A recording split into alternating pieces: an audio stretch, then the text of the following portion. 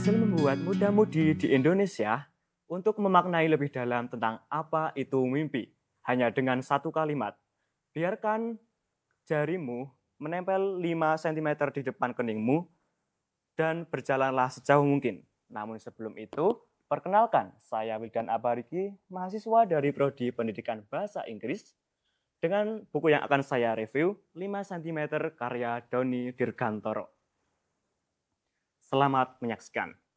5 cm adalah sebuah novel fenomenal karya Doni Dirgantoro yang membahas tentang persahabatan, cinta, mimpi, serta nasionalisme.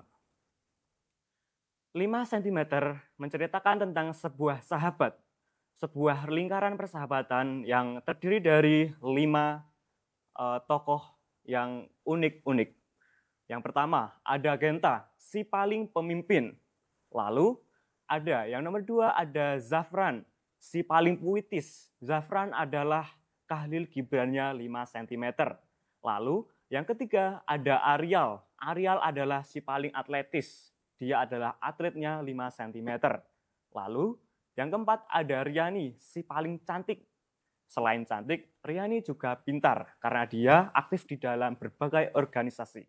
Lalu yang terakhir ada Ian. Ian adalah si paling gemoy di antara 5 sahabat ini. Dia adalah orang yang paling lucu di antara 5 sahabat ini. Nah, cerita berawal dari suatu percakapan antara Genta, Zafran, Arial, Riani, dan Ian di suatu malam yang sangat jenuh. Karena setiap saat mereka selalu bersama, mereka main monopoli bersama, mereka satu kampus, mereka makan bareng, nonton bareng, bahkan kalau ngumpul di rumah itu semuanya bareng-bareng. Di suatu malam yang jenuh, Zafran dan Genta itu berbicara tentang percakapannya Sokrates dengan Plato. Kurang lebih isinya begini. Kalau manusia tidak mau keluar dari goa dan hanya duduk di zona nyaman, dia akan kehilangan nilai-nilai yang unik dari dunia yang sangat luas ini.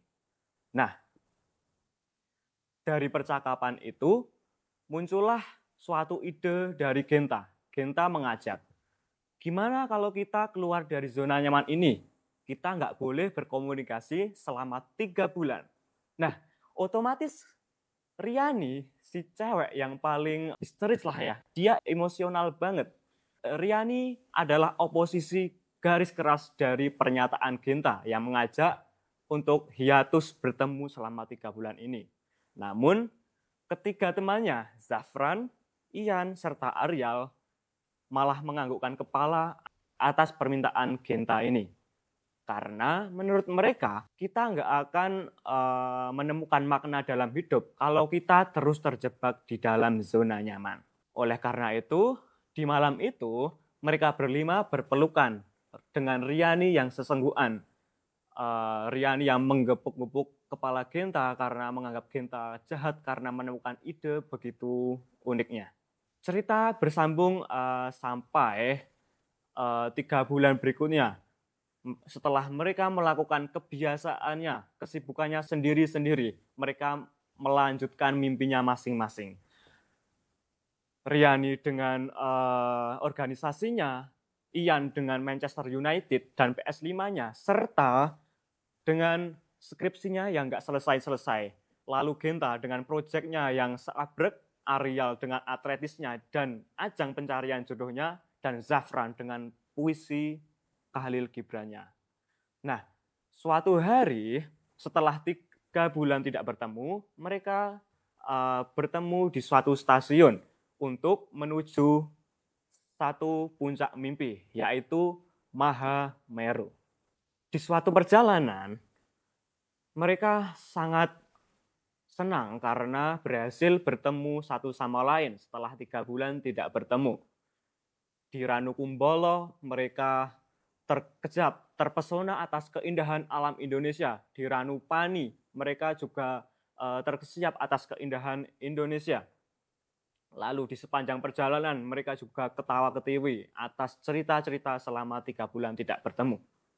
Dan dalam perjalanan dari base camp menuju puncak Mahameru, itu sangat, ikonik ya bagi novel 5 sentimeter ini. Dan salah satu scene yang, menurut aku lucu itu saat Ian dan Zafran itu naik ke tanjakan cinta. Mereka naik percaya bahwa tanjakan cinta itu benar-benar bisa mewujudkan cinta mereka. Ian dengan, idolanya, pengen menikah dengan idolanya, dan Zafran yang ingin menikah dengan adik Ariel. Lalu, ada juga momen-momen ikonik di mana Ariel, si paling atletis, yang selama 3 bulan ini memang benar-benar latihan fisik untuk mencapai Mahameru.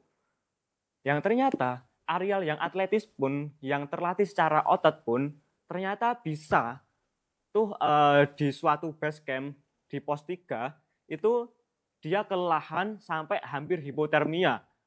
Dan kalau tidak disemangati oleh teman-temannya, mungkin Ariel tidak bisa mencapai puncak bersama teman-temannya. Puncak dari cerita 5 cm ini ada di dalam perjalanan dari Sunrise Camp menuju puncak Mahameru. Itu kan untuk jalannya itu semuanya berpasir ya.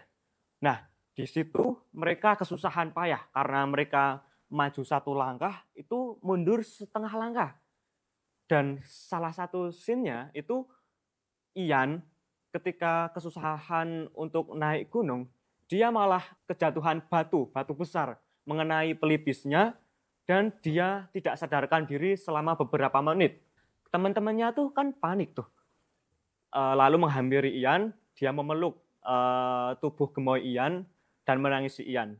Dan untuk beberapa menit, Ian berhasil sadar dan mereka pun meneruskan perjalanannya.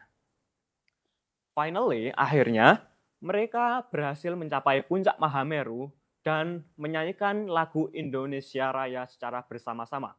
Ini adalah rasa nasionalisme yang sangat tinggi atas persahabatan, tentang perjalanan, cinta, mimpi, dan nasionalisme. Buku ini memiliki makna yang sangat erat dengan hidup saya, karena dengan buku ini saya bisa berani bermimpi setinggi-tingginya. Ad Mayora Natusum, setiap anak memiliki kesempatan untuk bermimpi, untuk melakukan hal-hal yang besar. Dan untuk teman-teman yang mungkin tidak memiliki lingkungan yang suportif atau keluarga yang mendukung, jangan takut untuk bermimpi. Sekian dari saya.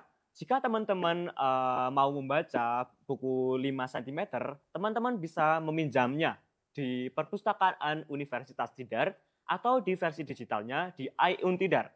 Sekian dari saya, Wildan Abariki, dengan buku 5 cm karya Doni Dirgantoro. Terima kasih.